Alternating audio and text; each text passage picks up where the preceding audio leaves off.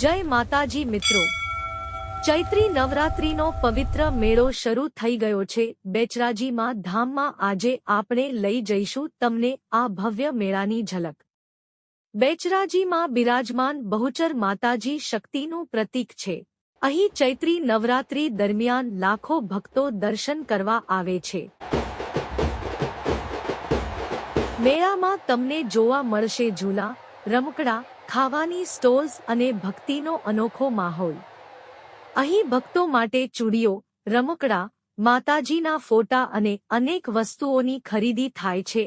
ભક્તો માતાજી પાસે પોતાની મનોકામના માંગે છે અને અહીં ભક્તિનો અનોખો અનુભવ થાય છે।